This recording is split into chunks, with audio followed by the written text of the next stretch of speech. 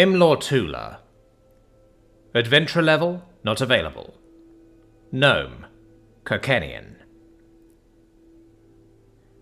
So you don't have enough to hire a driver for this delivery? It has to be you? Talena asked, bouncing our baby boy, Ingrid, on her arm. The boy was named after my wife's father, who had been my uncle's best friend and taught me everything he knew about being a merchant. His lessons were how Talena and I met.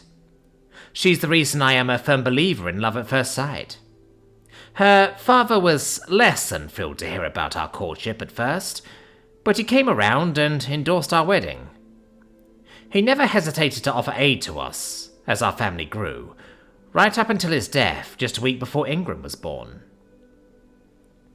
I wrapped my arms around my wife and son and squeezed them tight. Ingrid, the little scamp, grabbed my ear and tried to put it in his mouth. I could hire a driver, but I wouldn't be able to hire guards for them. I smiled sadly as I twisted my ear out of the boy's grasp. That wouldn't be fair, especially with all that's going on recently. All that's going on recently. What a dull way to describe all the happenings in recent times. Rumour has it that the Drow are planning to start attacking again. There's been a rock slide or something that shut down the adventurer's path to Bolasir, and there's been reports of disappearances on the civilian path.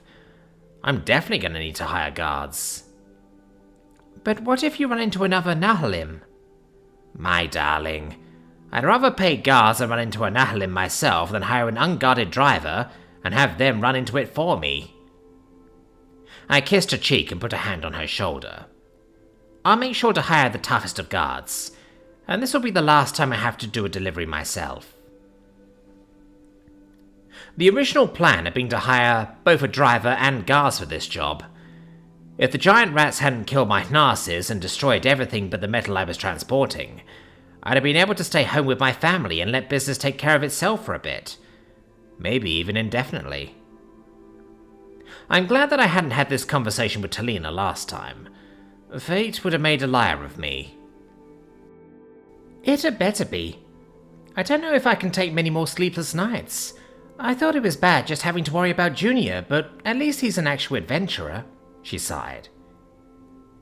Ba-ba-da-ba-la, Igrin added, matching his mother's serious expression. I'm sorry, my sweet. At least I won't be fighting any of the monsters, though. I'm not as brave as our son. I smiled, and handed Igrin his teething toy. As a proper coward, it simply wouldn't do to be charging headlong into danger, so don't worry too much, okay? A bell rang that indicated that the shop in front of our house had a visitor. Hopefully a customer.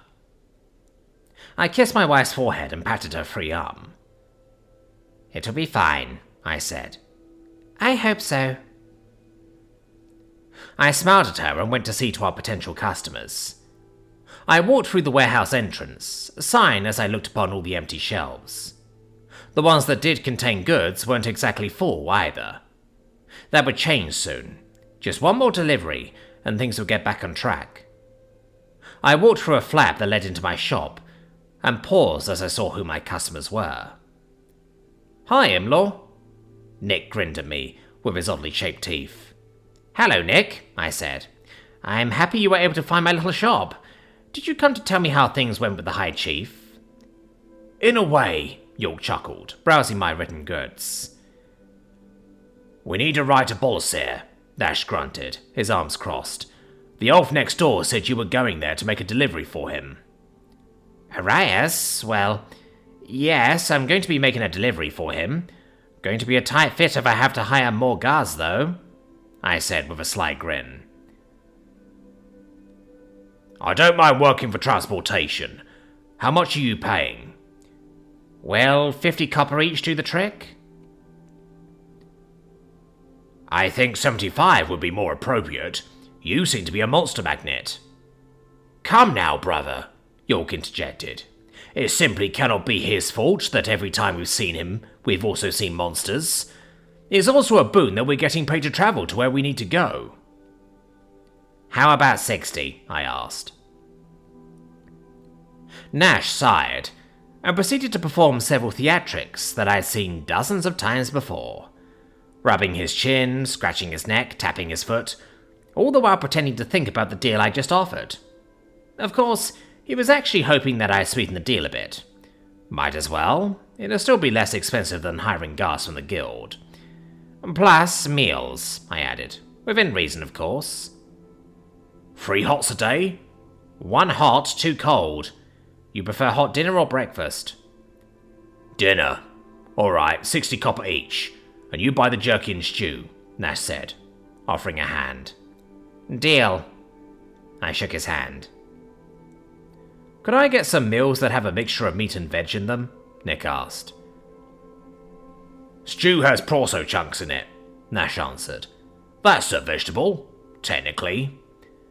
It's a starchy tuber, York added. It's known to help with cramping if prepared properly. Putting it in a stew isn't one of the ways to prepare it as an anti-cramping tonic, though. I remember catching in passing that Nick was able to eat both meat and vegetables, but I had been busy at the time and hadn't given it much thought.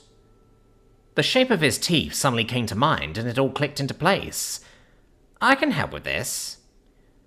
I usually bring extra fruit and veg bars, I said. I'll share the excess with you. Thanks, Nick said with another grin. York walked over to my counter and set down a well-worn tome that had been collecting dust on my shelf for a few months. I raised my eyebrow at him. How much for this one? He asked. The Musings of Gralf? You can take it, I chuckled. If it weren't for you, I'd say there isn't a soul in this city that cares anything about an imp's opinion on the Fae. A what? Nick asked. An imp, York explained. A small, typically nomadic race that has a bad reputation. My interest is less in the subject matter of the book, and more in the fact that an imp wrote it. They aren't known to be fond of writing. Nothing makes that more apparent than the Musings of Gralf, I laughed. Why do they have a bad reputation? Because they've got plenty of bad apples they don't bother sorting out, Nash answered the boy with a grunt. They'll temporarily settle near a village or town, and once there's been a few thefts, rapes and murders, they run, instead of letting the culprit face justice. It can't be all of them, though, Nick argued. Right? Maybe not, York said. You rarely see them in these parts, yet even we've heard the stories, though. Unfortunately, that means there's likely some truth to them.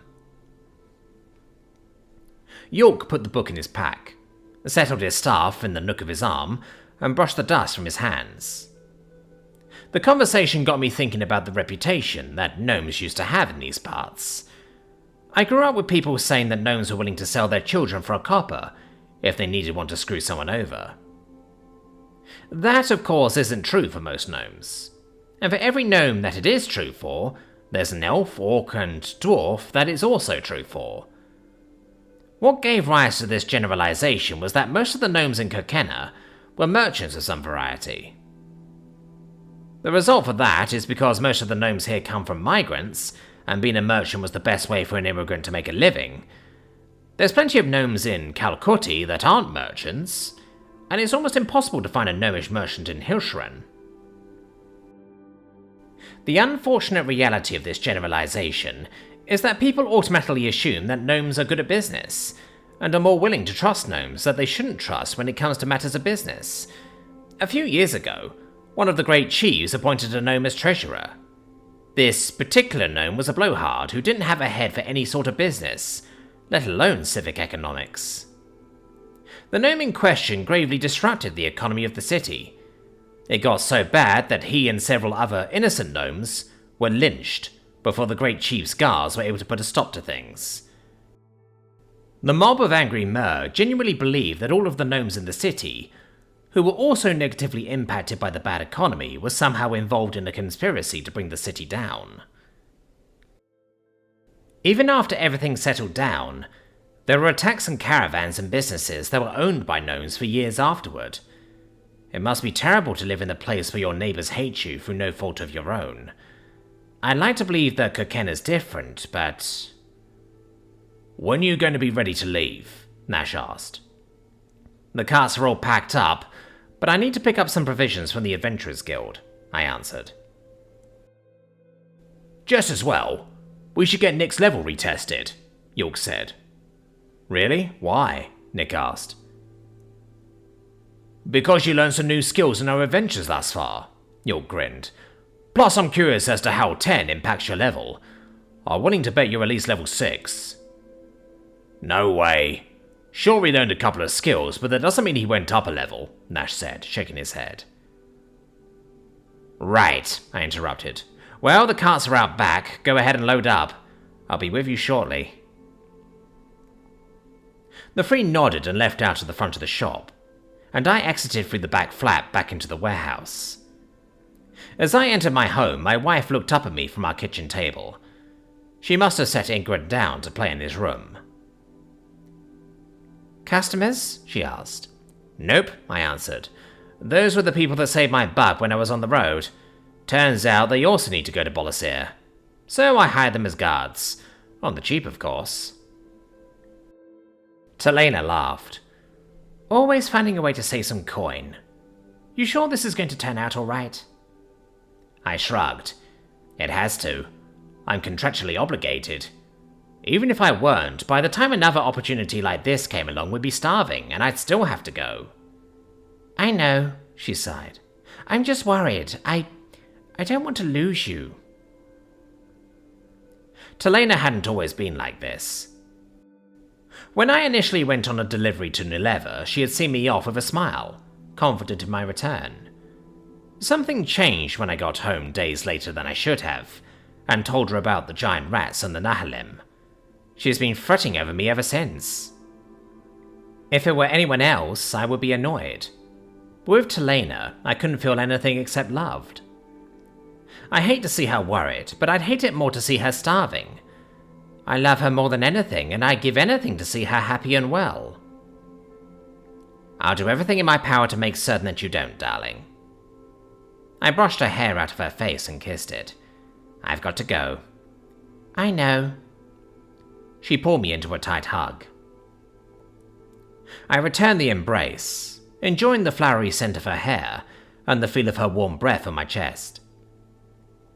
I silently wished that I had become someone's apprentice instead of starting my own business. Some job that would just require me to work some hours and come home to her, safe and sound. Making just enough to keep a roof over our heads and food in our bellies.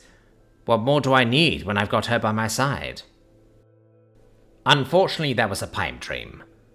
I'm too old to be an apprentice now, and I don't have any non-mercantile skills that would let me start over fresh. The only way to keep my family housed, clothed, and fed is to revitalize my business.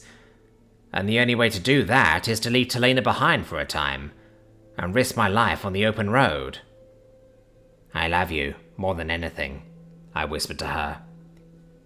I love you more than that, she whispered back.